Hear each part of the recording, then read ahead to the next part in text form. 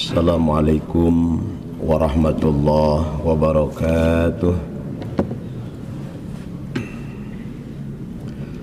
Alhamdulillah, alhamdulillah, alhamdulillahi rabbil alamin, ala kulli halin wa ni'matin alaina, ya Hanan, ya Manan, ya Dayan, ya Sultan, ya Dzal Jalali wal Ikram.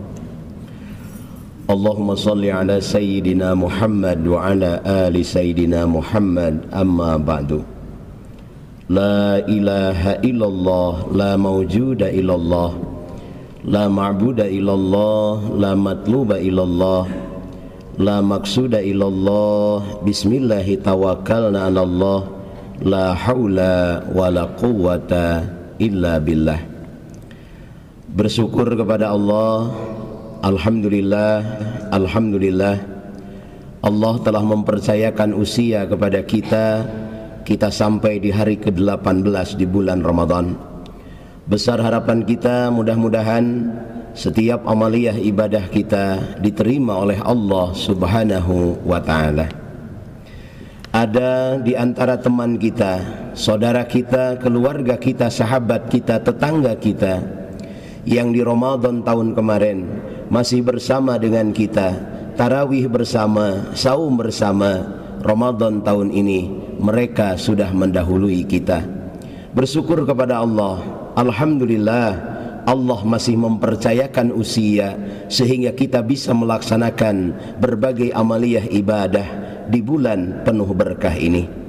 Ada satu pertanyaan, andai Ramadan tahun ini adalah Ramadan terakhir bagi kita, akankah kita membiarkan Ramadan berlalu tanpa qiraatul Quran, Ramadan berlalu tanpa qiyamul lail dengan benar, Ramadan berlalu tanpa saum yang bermakna siam? Pertanyaan itu selalu berada dalam hati kita agar kita maksimal dalam melaksanakan ibadah di bulan penuh berkah, bulan penuh ampunan, bulan penuh rahmat, bulan dilipat gandakan amal. Al hasanatu bi asri amsalihha illa sab'i mi'ati di'bin. Di bulan ini satu kebaikan Allah balas 10 kebaikan sampai 700 kebaikan. Salawat beserta salam mudah-mudahan tetap tercurah limpah kepada Nabi kita, Nabi besar Muhammad sallallahu alaihi wasallam. Beliau adalah manusia terbaik, manusia teragung, manusia termulia. Keagungan beliau, kemuliaan beliau bukan hanya diakui oleh kawan, tapi diakui pula oleh lawan. Bukan hanya diakui oleh muslim, diakui pula oleh non-muslim. Bukan hanya diakui oleh makhluk, diakui pula oleh sang pencipta makhluk. Wa innaka la'ala hulukin adim. Di dalam dirimu Muhammad terdapat akhlak yang sangat tinggi. Itulah Nabi kita, Nabi besar Muhammad sallallahu alaihi wasallam. Ada satu yang menarik. Suatu hari Rasulullah Muhammad sallallahu alaihi wasallam sedang duduk dengan para sahabat. Hadir di situ Abu Bakar As-Siddiq. Kemudian Rasulullah menatap ke depan dengan penuh rasa rindu, penuh rasa kangen. Abu Bakar bertanya, "Ya Rasulullah, apa yang sedang kau pikirkan? Apa yang sedang kau rindukan?" Rasulullah menjawab, "Ana mustakun bi ihwani." Aku sedang merindukan keluargaku, kata Rasulullah. Kemudian Abu Bakar bertanya, "Ya Rasulullah, bukankah kami ini adalah keluargamu?" Apa kata Rasulullah? "Wahai Abu Bakar, wahai Umar, wahai Utsman, wahai Ali, engkau adalah sahabat-sahabat terbaikku." Kemudian Abu Bakar bertanya, "Ya Rasulullah, lantas siapakah yang kau maksud sebagai keluargaku?" Apa jawaban Rasul? "Keluargaku adalah mereka adalah orang-orang yang hidup setelahku, tidak pernah menatap wajahku, tidak pernah mendengar suaraku, tidak pernah sejaman denganku, tapi mereka beriman kepadaku." Hadirin yang dimuliakan Allah, ribuan tahun jarak memisahkan antara kita dengan Rasulullah. Kita tidak pernah menatap wajah Rasul, kita tidak pernah mendengar suara Rasul, kita tidak pernah sejaman beriman dengan Rasul, tapi kita beriman kepada Rasul, maka kita insya Allah termasuk keluarga besar Rasulullah Muhammad sallallahu alaihi wasallam. Keluarga besar Rasulullah yang kedua, al ulama'u warasatul anbiya. Ulama adalah pewaris para nabi. Kita cinta kepada Rasul, kita cinta kepada sahabat Rasul, kita cinta kepada keluarga Rasul, kita pun harus mencintai kepada para ulama sebagai pewaris-pewaris Nabi. Beliau adalah orang yang dicintai oleh Rasulullah Muhammad sallallahu alaihi wasallam. Kita cintai ulama karena ilmunya, kita cintai ulama karena kesolehannya, tentu bukan pribadinya, karena ulama pun adalah manusia biasa. Al-insan mahalul khata wa nisyan. Manusia adalah tempat kesalahan dan kealpaan. Selama tidak keluar dari koridor keagamaan, para ulama harus kita muliakan, para guru harus kita hormati. Ulama adalah mereka orang-orang yang berilmu. Lebih lagi disampaikan oleh Allah dalam Al-Quran, innama yahsyallah min ibadihil ulama. Orang yang hatinya terpaut sangat takut kepada Allah, itulah ulama. Ada ustad, ada kiai, ada ajengan, ada ulama. Ulama adalah pewaris para nabi. Ulama adalah pewaris nabi. Ulama adalah penerus perjuangan Rasul. Siapakah ulama? Ulama adalah mereka yang hatinya sangat takut kepada Allah karena keilmuannya, karena kesolehannya, karena ketaatannya kepada Allah. Man tawalat ta'atuhu, orang yang tak pernah melupakan Allah sedetik pun, itulah para ulama, itulah orang-orang soleh. Kita harus mencintainya. Bukti mencintai para ulama, salah satunya kita ikuti nasihatnya, kita ikuti jejak kebaikannya, kita amalkan pendapat-pendapatnya. Salah satu pendapat ulama yang sangat populer di bulan Ramadan, ulama menyampaikan bahwa Ramadan adalah syahrul riyadah, Ramadan adalah bulan latihan. Ada 4 hal yang dilatih di bulan Ramadan. Ini menurut para ulama. Yang pertama, Ramadan adalah riyadatul akidah. Allah menghadirkan Ramadan sebagai bentuk latihan keimanan kepada kita. Al-Baqarah ayat 183. Yang dipanggil untuk melaksanakan ibadah saum adalah mereka orang-orang yang beriman. Ya ayyuhalladzina amanu, wahai orang-orang yang beriman. Kenapa iman yang dipanggil? Karena tanpa iman tidak mungkin kita bisa melaksanakan saum. Saum adalah amaliyah sirriyah.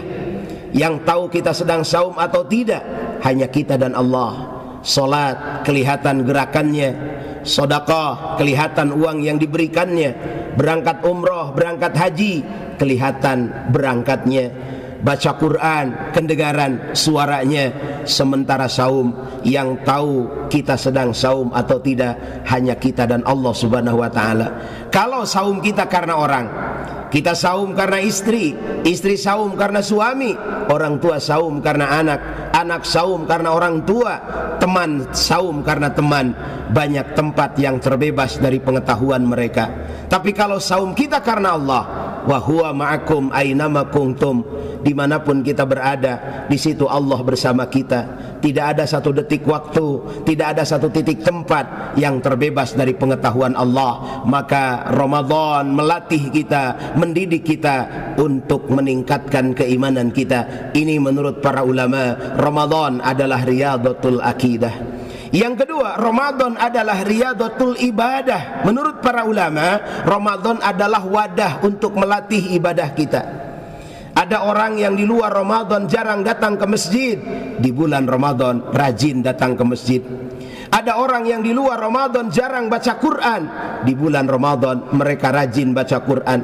Ada orang yang di luar Ramadan jarang bangun di sepertiga malam, di bulan Ramadan mereka bangun di sepertiga malam. Ini latihan untuk kita terapkan di 11 bulan ke depan. Jangan sampai di luar Ramadan jarang ke masjid, di bulan Ramadan rajin ke masjid.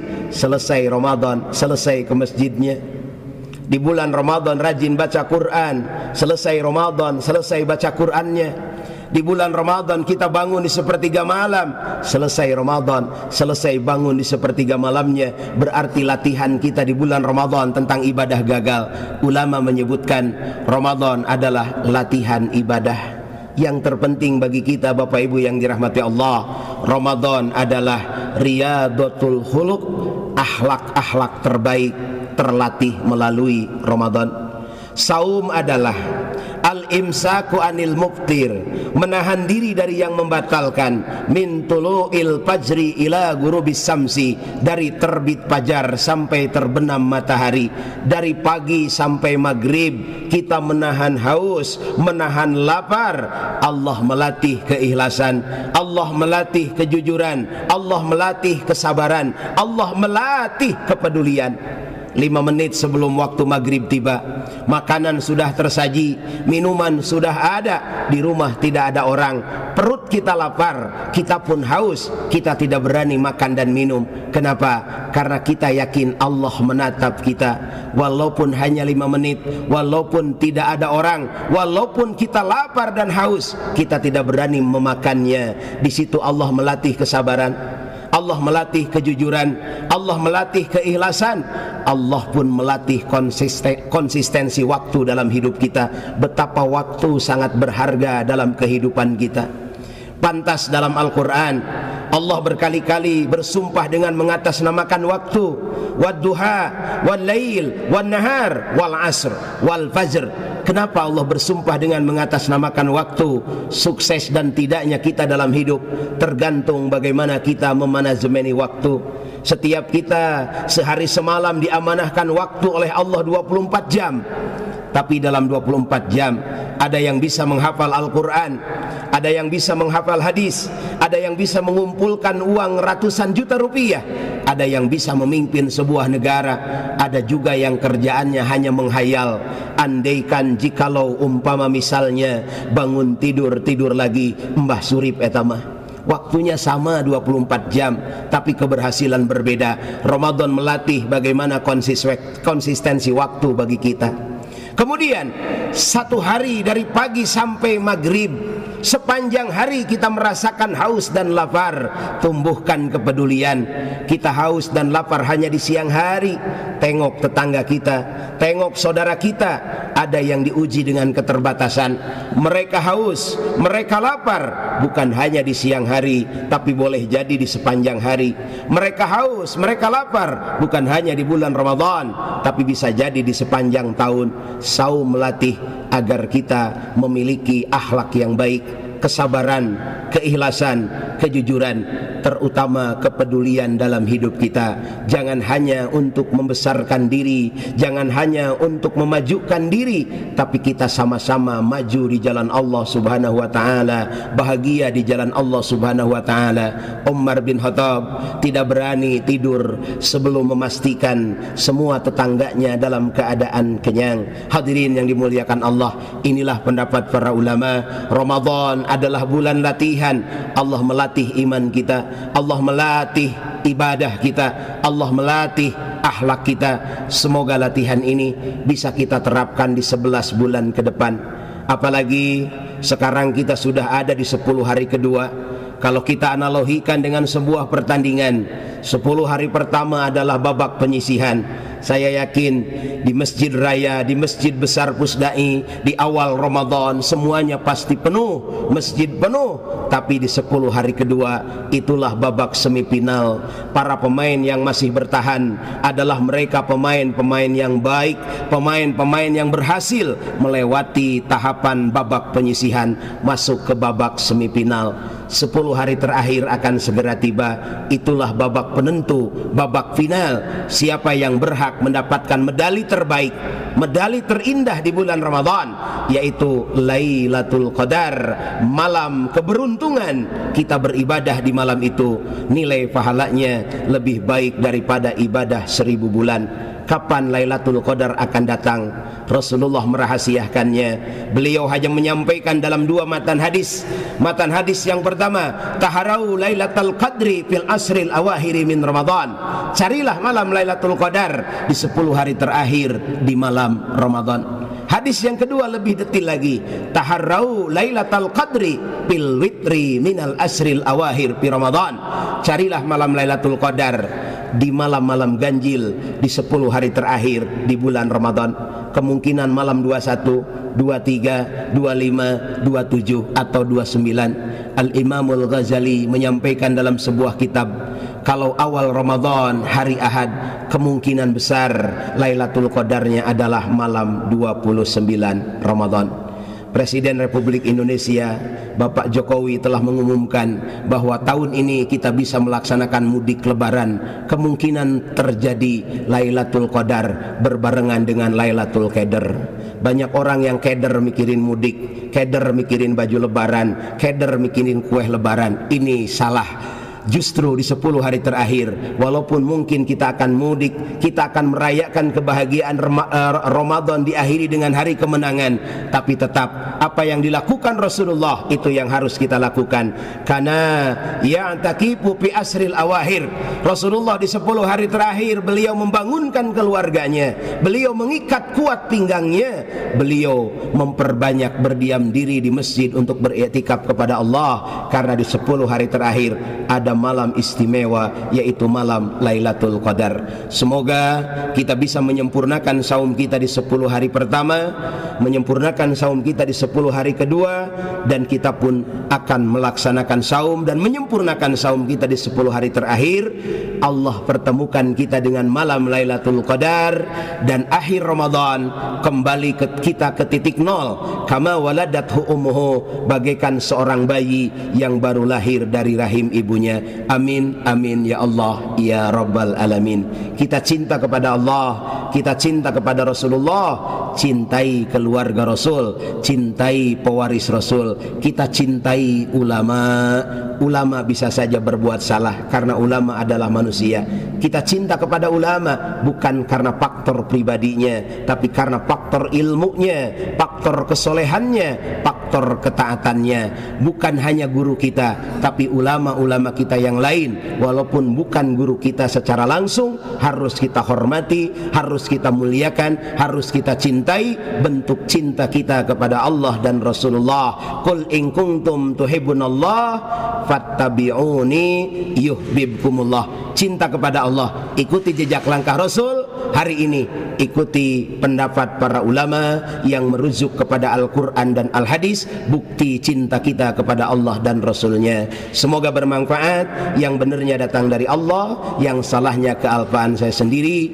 Wallahul muwafiq ila aqwamit thoriq. Hudma safa wa da'ma kadar. Wassalamualaikum warahmatullahi wabarakatuh.